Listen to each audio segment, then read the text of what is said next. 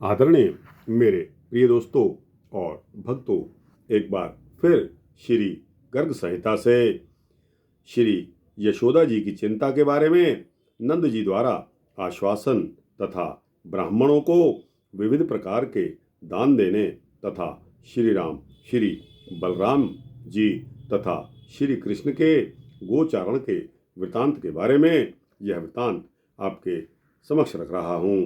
दोस्तों, उम्मीद करता हूँ कि श्री गर्ग संहिता के 10वें अध्याय में आने वाले इस वृतांत को आप जरूर ही पसंद करेंगे। दोस्तों, यह भी उम्मीद करता हूँ कि आप बने रहेंगे इस वृतांत के अंत तक। तो दोस्तों, आइए इस सूक्ष्म वृतांत को शुरू करते हैं, जो लगभग 10-12 मिनट का होने वाला है। आपसे विनती है कि बने रहिए इस वृतांत के अंत तक। दोस्तों, श्री नारद जी कहते हैं कि अष्टावक्र के शाप के कारण सर्प बनकर अघासुर उन्हीं के वरदान बल से परम मोक्ष को प्राप्त हुआ। एक बार फिर सुने कि नारद जी कहते हैं कि अष्टावक्र के शाप से सर्प बनकर अघासुर उन्हीं के वरदान बल से उस परम मोक्ष को प्राप्त हुआ, जो देवताओं के लिए भी दुर्लभ है। वत्सासुर, बकासुर और फिर अघासुर के मुख से श्री कृष्ण किसी तरह बच गए और कुछ ही दिनों में उनके ऊपर ये सारे संकट आए थे। ऐसा सुनकर यशोदा जी भय से व्याकुल हो गईं। उन्होंने कलावती, रोहिणी, गोपिका, बड़े बूढ़े गोप, वृषभानु, वर, ब्रजेश्वर, नंदराज, 9 नंद, 9 उपनंद तथा प्रजाजनों के स्वामी 6 वृषभानुओं को बुलाकर उन सभी के सामने यह बात कही। यशोदा जी बोली कि आप सब लोग बताएं, मैं क्या करूं, मैं कहाँ जाऊं और कैसे मेरा कल्याण होगा। मेरे पुत्र पर तो यहाँ क्षण क्षण में प्रतिक्षण बहुत से अनिष्ट आ रहे हैं। पहले महावन छोड़कर हम लोग वृंदावन में आए और अब इसे भी छोड़कर दूसरे किस ऐसे निर्भय देश में चले जाएं, यह बताने की कृपा करें। मेरा यह बालक स्वभाव से तो चपल है, खेलते खेलते दूर तक चला जाता है। ब्रज के दूसरे बालक भी बड़े ही चंचल हैं, वे सब मेरी बात मानते ही नहीं हैं। तीखी चोंच वाला बलवान बकासुर पहले मेरे बालक को निगल गया, उससे छूट गया तो इस बेचारे को अघासुर ने समस्त ग्वाल बालों के साथ अपना ग्रास बना लिया। भगवान की कृपा से किसी तरह उससे भी यह बच गया, रक्षा हो गई।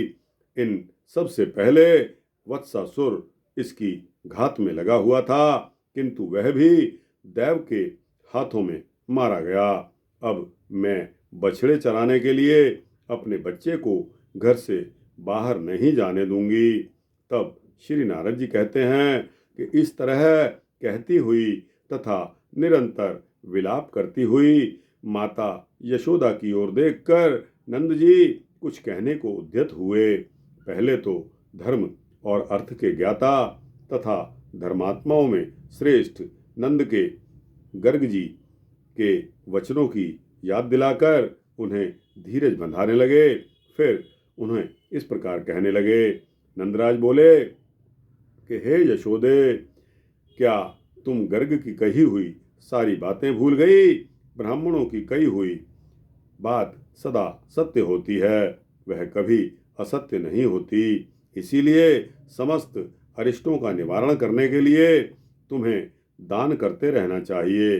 दान से बढ़कर कल्याणकारी कृत्य ना तो पहले हुआ है और ना आगे ही होगा।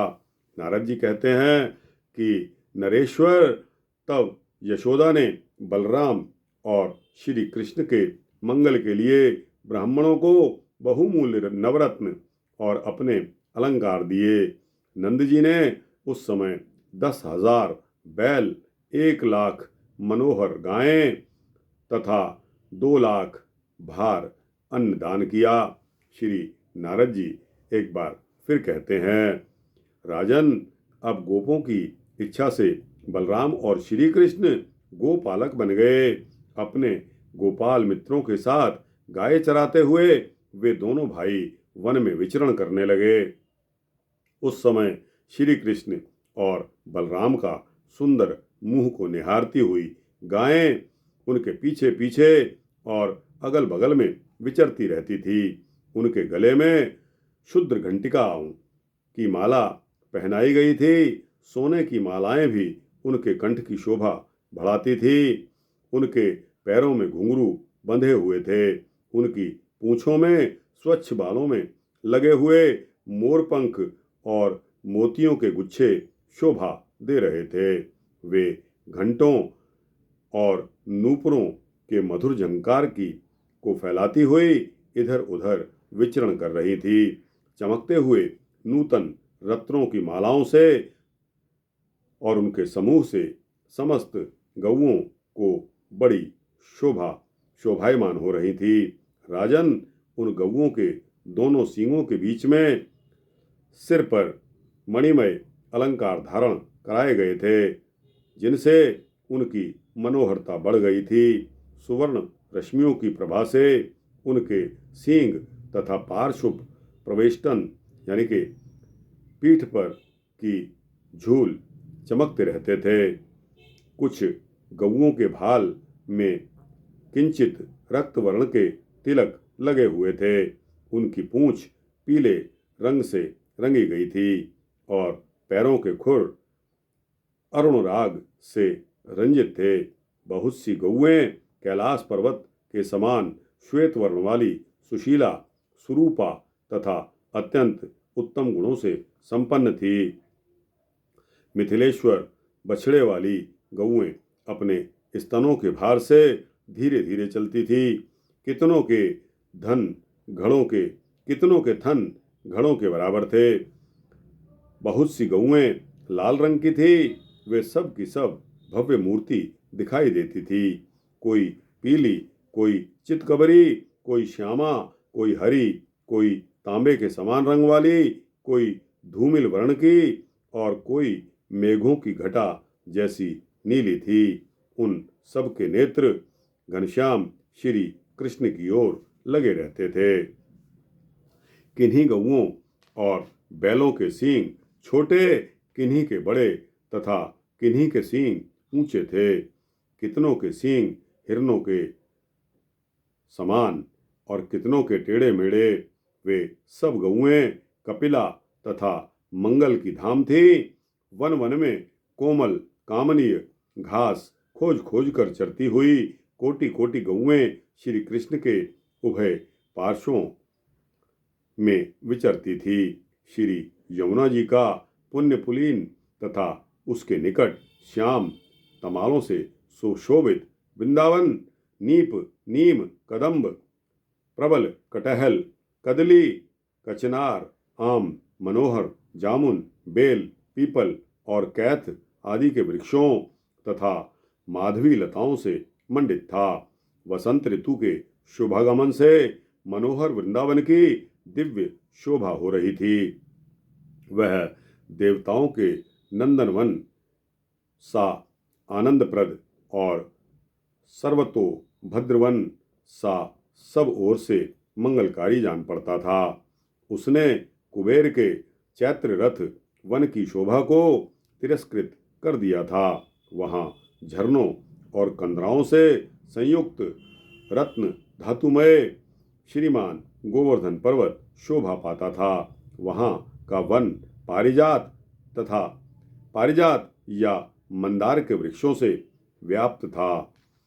वह चंदन, बेर, कदली, देवदार, बरगद, पलाश, पाकर, अशोक, अरिष्ट यानी कि रीठा, अर्जुन, कदम्ब, पारिजात,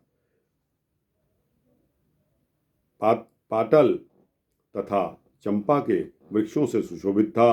श्याम वर्ण वाले इंद्रयव नामक वृक्षों से घिरा हुआ वह वन करंज जाल से विलसित कुंजों से संपन्न था। वहाँ मधुर कंठ वाले नर कोकिल और मयूर कलरव कर रहे उस वन में गौवें चराते हुए श्री कृष्ण एक वन से दूसरे वन में विचरण करते थे।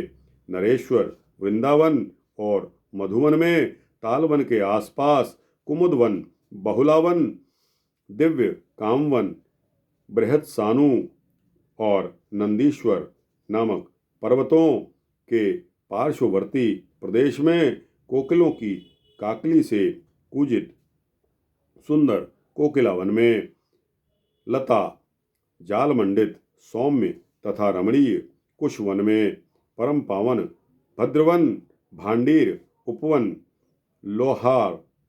लोहारगल तीर्थ तथा यमुना के प्रत्येक तट और तटवर्ती विपिनों में पीतांबर धारण किए हुए बद्धि परिकर नटवेशधारी मनोहर श्री कृष्ण बैंत लिए बंशी बजाते हुए गोपांगनाओं की प्रीति बढ़ाते हुए बड़ी शोभा पाते थे। हे राजन, उनके सिर पर शिखी पिच्छ का सुंदर मुकुट तथा गले में वैजंती माला सुशोभित थी। यही नहीं, संध्या के समय गो वृंद को आगे किए हुए अनेकानेक रागों में बांसुरी बजाते साक्षात श्री कृष्ण नंद ब्रज में आए। आकाश को गौरज से व्याप्त देख श्री वंशीवट के मार्ग से आती हुई वंशी ध्वनि से आकुल हुई गोपियां श्याम सुंदर के दर्शन के लिए घरों से बाहर निकल आई। अपनी मानसिक पीड़ा दूर करने और उत्तम सुख को पाने के लिए वे गोप सुंदरियां श्री कृष्ण दर्शन के हेतु घर से बाहर आ गई थी। उनमें श्री कृष्ण को भुला देने की शक्ति नहीं थी। श्री नंदनंदन सिंह की भांति पीछे घूमकर देखते थे। वे गज किशोर की भांति लीला पूर्वक मंद गति से चलते थे। उनके नेत्र प्रफुल्ल कमल के समान शोभा पाते थे। गो समुदाय से व्याप्त संकीर्ण गलियों में मंद मंद गति से आते हुए श्री श्याम सुंदर को उस समय गोप वधू टियां अच्छी तरह से देख नहीं पाती थी। मिथिलेश्वर गोधूली से धूसरित उत्तम नील केश कलाप धारण किए सुवर्ण निर्मित बाजूबंद से विभूषित मुकुट मंडित तथा कान तक खींचकर वक्र भाव से दृष्टिबाण का प्रहार करने वाले गोरज समलंकृत कुंदमाला से अलंकृत कानों में खोसे हुए पुष्पों की आभा से उद्दीस पीतांबरधारी वेणु वादनशील तथा भूतल का भूमि भार हरण करने वाले प्रभु श्री कृष्ण आप सभी की रक्षा करें। दोस्तों और भक्तों, इस प्रकार श्री हरि गर्ग संहिता में श्री वृंदावन के अंतर्गत श्री कृष्ण की गोचारण लीला का वर्णन नामक यह 10वां अध्याय समाप्त होता है। तो दोस्तों, यह अध्याय आपको कैसा लगा? अच्छा लगा हो तो इसको लाइक और शेयर करते हुए अपने दोस्तों, भक्तों, मित्रों, जिज्ञासुओं तक अवश्य पहुंचा देना। कमेंट सेक्शन में आप अपने कमेंट्स अवश्य देना। और दोस्तों, इसी प्रकार इस चैनल को आप सब्सक्राइब कर देंगे तो आपको इसी तरह के सूक्ष्म भक्ति वृत्तांत मिलते रहेंगे। जय श्री कृष्ण, जय श्री बलराम जी, जय बाबा नंद, जय माता यशोदा की।